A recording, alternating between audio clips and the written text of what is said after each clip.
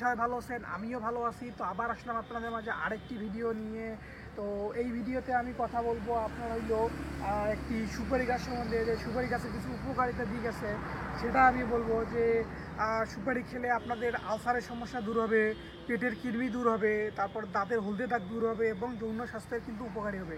এটা তো হবে কীভাবে করবে সুপারি আপনাদের এগুলো মানে এইগুলো আপনাদের কীভাবে সাহায্য করবে সেটা আমি এই ভিডিওতে বলবো। যে এইভাবে আপনাদের পেটের সমস্যা দূর করবে, আধারের সমস্যা দূর করবে, তাদের হলদে দাগ দূর করবে।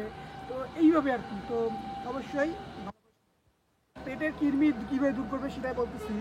তো আপনাদের পেটে যদি কৃমি হয় তাহলে এটা ভালো করার জন্য কৃমি মেরে ফেলার জন্য সুপারি অনেক উপকারী। পেটে কৃমি হলে সুপারি খেলে কৃমি মারা যাবে এবং কৃমি ভালো হয়ে যাবে। যে সুপারির যে আপনাদের যে একটা অ্যাসিড থাকে, একটা যে রসটা থাকে, এই রসটা কৃমি মারা যেতে বা দূরীকরণে কিন্তু অনেক সহায়তা লাভ করে। তারপর আলসারের সমস্যা কীভাবে দূর করে, আপনার মুখে যদি আলসার হয়ে থাকে তাহলে এলাচ বা এবং সুপারি দিয়ে মিশ্রণ তৈরি করে এবং সেটা তাহলে আপনাদের আলসারের সমস্যা ভালো হয়ে যাবে। শুধু সুপারি না, শুধু এলাচও দিতে হবে। এলাচ এবং সুপারি একসাথে মিশিয়ে সেখানে যেখানে আলসার আছে সেখানে সুন্দর মতো লাগাই দেবে। তো দাঁতের হলুদ দাগ কীভাবে দূর করবে?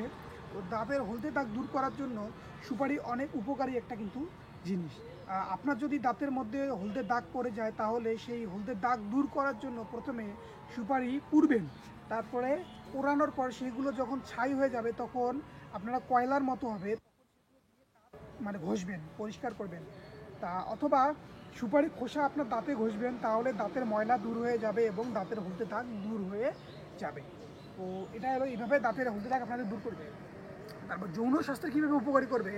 তো অনেক পুরুষ আছে যারা সহবাস করতে গেলে তাদের খুব অল্প সময়ের মধ্যে বীর্যপাত কিন্তু হয়।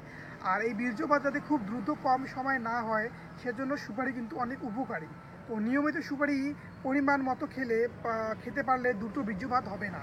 সেজন্য এই উপকারিতা পেতে সুপারি খেতে পারে।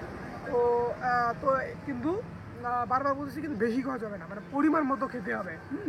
তো বেশি গেলে আপনাদের কী হবে, মুখের ক্যান্সার, আপনার যৌন থলিতে ক্যান্সার বা এইরকম বড় বড় ক্যান্সারে দেখা দেবে। তো এই জন্য কী করবেন, যেটা খাবেন কিন্তু খুব কম পরিমাণ খাবেন, মানে খুব কম। সুপারি তো জানেন কীরকম আপনাদের। তো এই জন্য খুব কম পরিমাণ সুপারি খাবেন যেন আপনাদের এই সব সমস্যা থেকে আপনারা দূরীকরণ পেতে পারেন। মানে বলতে গেলে এলো দূরীকরণে আর কি, কোনো সমস্যার সমাধান আর কি এটা। তো অবশ্যই আপনাদের এইগুলো আর কি আশেপাশে সবাইকে জানাই দেবেন যেন তাদের এই সমস্যা আছে